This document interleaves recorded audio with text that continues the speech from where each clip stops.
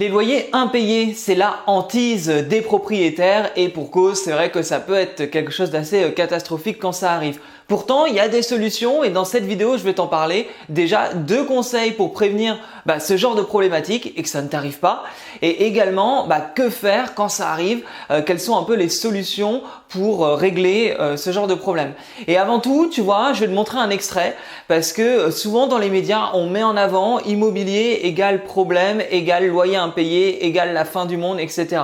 Et c'est souvent le genre de choses qui ressort en priorité. Et donc là, je vais te montrer l'extrait et puis on pourra parler de tout ça. Et d'ailleurs, n'hésite pas à me donner ton avis en commentaire. Toi, est-ce que tu as eu affaire à des loyers impayés? Qu'est-ce que tu ferais si c'était le cas? Et puis, qu'est-ce que tu penses de la situation de la personne qu'on va voir tout de suite? Dans cet immeuble, Nadine est propriétaire d'un appartement. Elle l'a mis en location en novembre 2016. Mais depuis, elle n'a reçu aucun paiement. 900 € mensuels de perte alors qu'elle en a besoin pour rembourser son crédit. Prise à la gorge par les dettes, elle a dû vendre son propre logement. J'ai tenu une année sans m'effondrer. Et puis après, je veux dire, ça n'a plus été possible. Le rouage a fait que petit à petit, je me suis enfoncée. Et puis du coup, j'ai dû mettre ma maison principale en vente. Il faut savoir que Nadine a réussi à se défaire de cette situation et la sous-préfecture a donné son feu vert pour l'expulsion.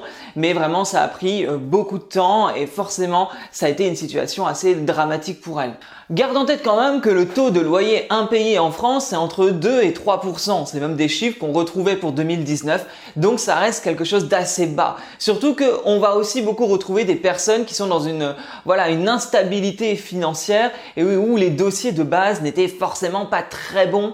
Donc faut vraiment pas minimiser, mais il faut vraiment faire attention comme ça quand les médias mettent en avant notamment les loyers impayés. Faut quand même se dire que c'est pas la totalité des locataires, heureusement, qui sont des mauvais payeurs. Le premier conseil que je peux te donner du coup pour éviter cette situation, c'est de souscrire à une assurance loyer impayé. Alors ce n'est pas parfait, ça dépend des conditions, mais ça peut vraiment déjà te rassurer et ça peut éviter de se retrouver dans une situation désastreuse. On sait que le coût de cette assurance est entre 2,5 et 5% du loyer annuel, charges incluses. Et il existe aussi la garantie Visal qui est plutôt pas mal. C'est un organisme qui fonctionne bien. Ça couvre aussi les loyers et ça va couvrir également des frais de dégradation ou des charges de procédure. Donc ça englobe pas mal de choses. Bien sûr, faut voir selon ta situation, mais ça peut être une bonne chose. Et en gros, qui peut obtenir cette garantie Visal? Ça va être des locataires qui ont entre 18 et 30 ans ou qui ont plus de 30 ans, qui viennent d'être embauchés ou qui sont dans un stade de mutation professionnelle. Mais aussi des locataires éligibles au bail mobilité. Donc ça peut vraiment être intéressant, surtout que c'est gratuit. Donc vraiment, je te conseille d'aller jeter un œil aux conditions. Et moi par exemple, dans l'une de mes colocations, j'ai une étudiante qui est donc avec un bail individuel dans la colocation, pas un bail collectif, qui a souscrit à cette assurance Visal. Et ça a été vraiment très simple. Elle n'avait pas de garant, c'est une étudiante étrangère, donc elle se retrouvait un peu bloquée à ce niveau-là. Et c'est elle d'ailleurs qui m'en a parlé et qui m'a dit « Je peux vous proposer la garantie Visal ». J'en avais entendu parler, mais je n'avais jamais vraiment été voir ce que c'était. Et vraiment, il n'y a pas eu de problématique, ça s'est fait très naturellement, c'est elle qui a fait les démarches. Donc j'ai envie de te dire, n'hésite pas à te renseigner auprès de Visal, peut-être que ça pourrait couvrir certains locataires que tu peux avoir. Mon conseil numéro 2, ça va être de diluer les risques.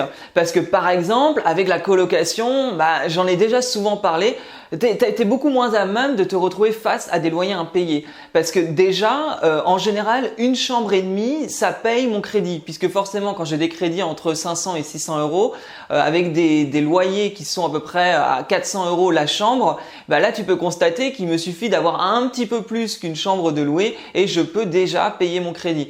Donc, ça dilue le risque à ce niveau-là. Et puis, il y a autre chose, c'est que la colocation, en général, tu vas avoir des étudiants. Alors, pas que, parce qu'il y a souvent des jeunes actifs, mais tu vas avoir des étudiants qui vont avoir des garants, qui vont avoir des garanties du coup derrière eux. Et puis les étudiants, c'est vrai que c'est des personnes qui vont pas forcément rester 10 ans dans la colocation, qui vont rester le temps de leurs études. Donc il y a quelque chose d'assez naturel où les étudiants, en fait c'est un peu dans l'éducation, un étudiant qui est avec ses parents derrière lui, on n'est pas sur un profil qui va ne pas payer son loyer. Enfin, tu vois, c'est un peu, ça sera un peu, ouais, ce sera un peu étonnant comme situation. Et autre chose, c'est que dans une colocation, tu imagines un peu l'ambiance s'il y avait une personne qui ne payait pas son loyer. En fait, je trouve que la colocation arrive à rassembler plusieurs critères qui font que on n'est pas dans une situation propice au loyer impayé. Souvent, les choses se font de manière très carrée. Et ça pose aucun problème. C'est vrai qu'il y a d'autres stratégies de location qui peuvent fonctionner. Par exemple, si tu fais la location courte durée, tu peux difficilement avoir de loyer impayé puisque les locataires vont payer avant. Donc tu vois, il y a des solutions comme ça. Si toi tu as peur des loyers impayés, sache que effectivement la colocation déjà peut réduire largement ce risque. Et d'ailleurs, je n'ai pas de garantie comme des garanties loyer impayé, je l'ai pas sur mes colocations.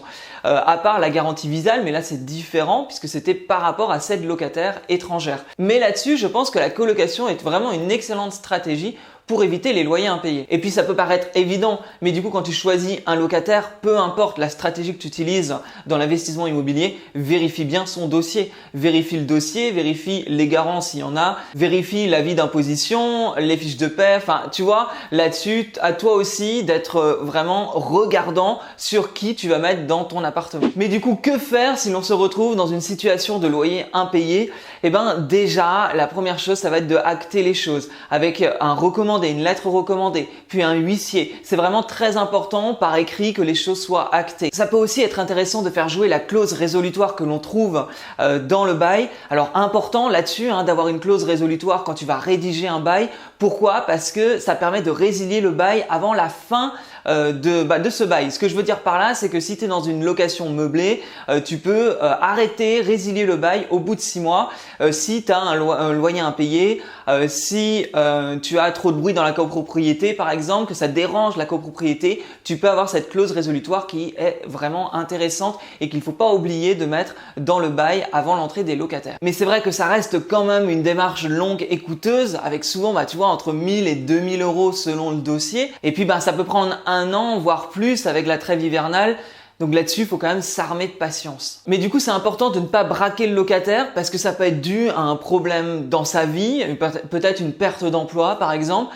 Donc, faut rentrer en contact. Je pense que le plus important, ça va être de rentrer, tu vois, dans la communication déjà pour comprendre que la personne ne se sente pas agressée parce que si effectivement il y a un vrai problème derrière, si toi tu débarques chez elle, enfin que je sais pas, tu te montres très agressive, elle va elle aussi se montrer agressive parce que finalement faut aller comprendre qu'est-ce qui ne va pas, qu'est-ce qui fait qu'aujourd'hui elle ne paye pas son loyer. Le dialogue est une priorité et tu peux aussi, s'il y a un garant, aller parler au garant de façon à voir qu'est-ce qui a pu bloquer à ce niveau-là et trouver des réponses. Tu peux aussi proposer au locataire de payer une petite somme, en tout cas une partie du loyer, de façon à montrer sa bonne foi. Ça permettra toi aussi de te rassurer et de te dire que ce locataire vraiment il y a un problème derrière et tu vas essayer de l'aider et de faire en sorte que ce souci soit réglé le plus rapidement possible. Tu pourrais aussi mettre le locataire en contact avec le FSL, Fonds Solidarité au Logement.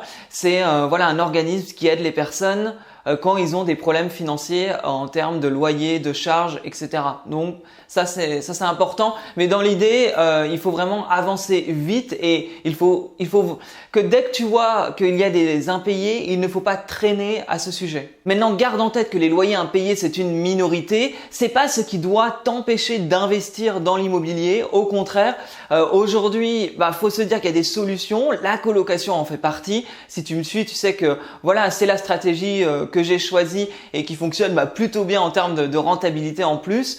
Donc il faut passer à l'action et il ne faut pas toujours écouter ce genre de choses, les médias qui mettent ça en avant, mais honnêtement, les loyers impayés sont une minorité. En tout cas, n'hésite pas à t'abonner à ma chaîne YouTube. J'ai aussi un guide gratuit des villes les plus rentables en France pour faire de la colocation. Le lien est juste en dessous de la vidéo. Je te dis à très bientôt. Salut!